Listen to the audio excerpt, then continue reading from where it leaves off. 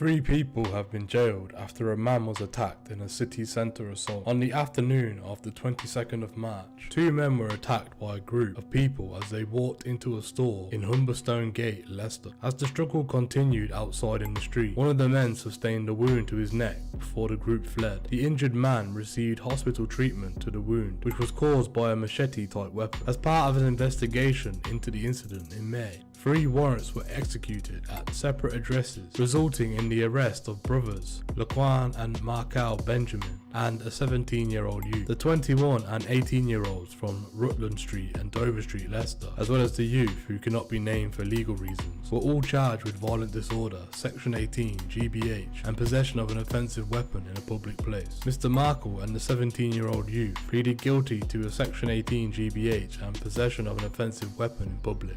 The charge of violent disorder will lie on file. Laquan pleaded guilty to violent disorder, the Section 18 GBH and possession of an offensive weapon in a public place charges will lie on file. They were also sentenced at Leicester Crown Court to custodial sentences. Laquan was sentenced to 3 years and 6 months in prison. The youth was sentenced to 3 years and 6 months in the Young Offenders Institution. Markel was sentenced to 2 years and 6 months in the Young Offenders Institution. Detective Constable Robert Smith, who led this investigation, said, "Our investigation uncovered a raft of evidence against these 3, putting them firmly at the scene and being involved in this incident. CCTV was recovered from the area which captured the incident and their escape, along with other evidence such as local officers positively identifying 2 of them and the same clothing being recovered from an address which was seen to be worn by 2 of the defendants at the time of the attack. We were able to strengthen our investigation in bringing the case to court. Despite their convictions, they are fortunate for the injury conflicted was not a more serious one. A wound to the neck with such a weapon could easily have been a catastrophic consequence and a very different outcome. A dedicated team set up in the force, the Violent and Complex Crime Unit, continues to focus on preventing and tackling violent crime. The team works closely with Violent Reduction Network, VRN, and other partners and is supported by additional government funded aimed at addressing violent crime. This includes raising awareness of knife crime and providing advice and support to people concerned about knife crime.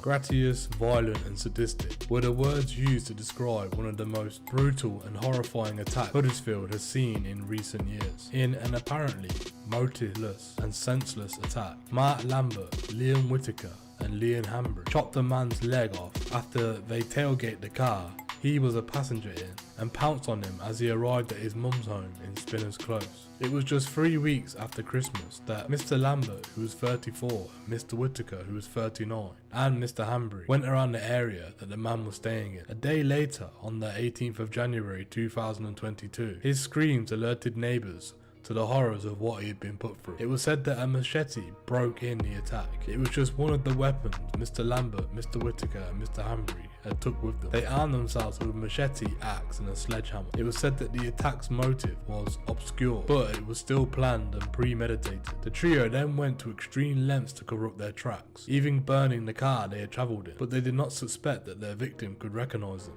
After his screams alerted neighbours and the police were called, he named Mr. Lambert as one of the attackers, but his plight was not over. Despite the fact they had been charged and were not near the victim, what had happened to him had terrified him so much he risked going to prison so he did not have to give evidence. At the sentencing hearing, Leeds Crown Court heard the man, who had had surgery to sew his leg back on after it had been cut off below the knee, failed to turn up to the trial to give any evidence. The court heard that by the 28th of January 2022, when seen by an officer, the man said he was scared of the repercussions if he gave his account to the police. His Honour, Judge Tom Bayliss KC, said he seems to have been subject to intimidation, and on the 6th of May he gave a statement. In that statement, the court heard the man said he had heard rumours he would be killed if he gave evidence to court. On June the 6th, he gave a statement exonerating the defendants and failed to turn up to court that July and was arrested. He spent around 2 weeks in custody before giving evidence which exonerated them. The prosecution were ordered to treat him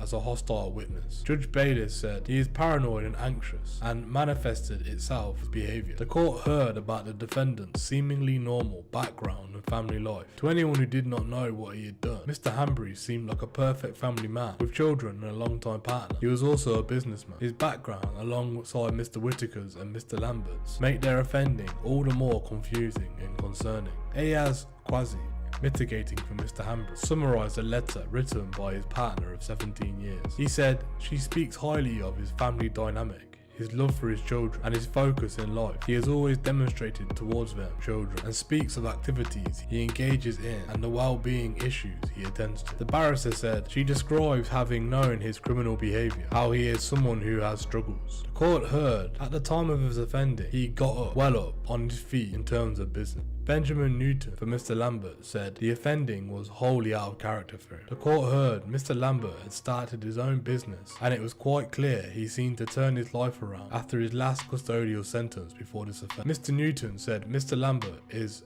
an attentive father, and a sentence will have an effect on his children. Mr. Whittaker represented himself and only spoke to confirm if the court had received his references. It was said that he had 29 previous offences, for those including robbery, conspiracy to burgle, violent disorder and assaulting a constable. Mr. Hanbury has 40 previous for 89 offences. His last was in 2021 for a road traffic management. He also has 2 previous convictions for ABH, common assault and battery, possession of an offensive weapon and production of cannabis. Mr. Lambert has 43 convictions and his last was for burglary offence, and he also had previous for GBH.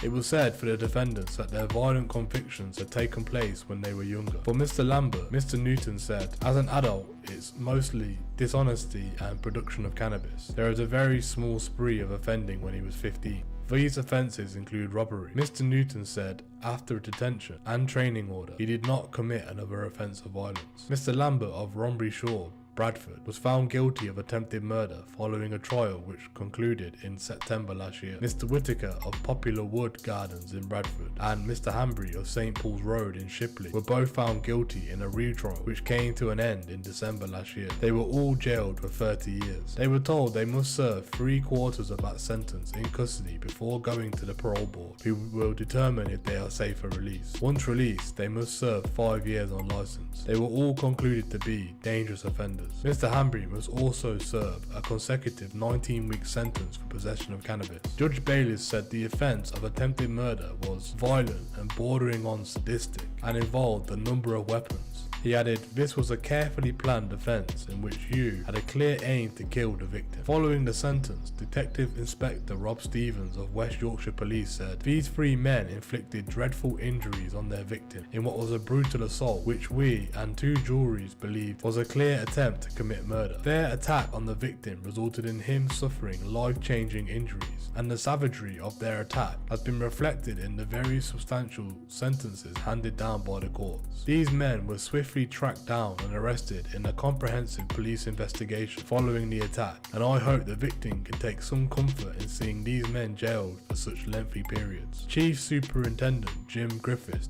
District Commander of Kirklees Police, said, "The very significant sentences given to these men make plain that those who think it's acceptable to carry weapons and also use them can expect to spend many years behind bars. I can also promise criminals that, as this case demonstrates, West Yorkshire Police will use every resource it has to hunt down and bring justice to those involved in serious violent offending. We continue to appeal to residents across Kirklees to contact the authorities if they have any information about knife crime or any serious organised crime."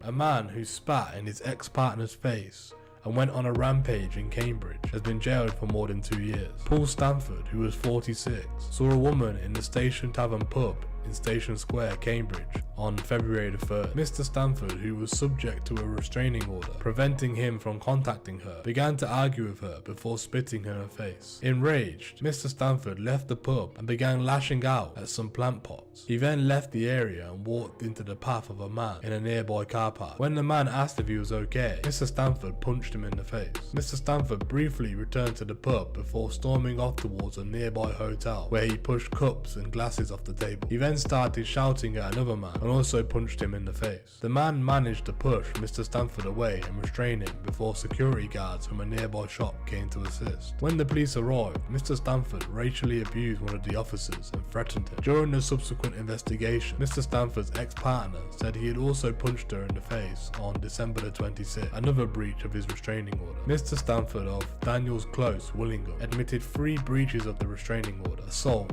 causing actually bodily harm, 5 counts of assault by beating, racially aggravated harassment, affray, and common assault. He was jailed for 142 weeks at Peterborough Crown Court on Thursday the 4th of May. DC Matthew Lander said Mr. Stanford's behaviour that day was completely unacceptable, as he attacked his ex-partner and a random member of the public. Restraining orders are put in place to protect victims of crime from further trauma, and the criminal justice system takes breaches very seriously. I'd like to thank the student officer Lara Wichelli for her significant contribution to this investigation, which has resulted in a custodial sentence.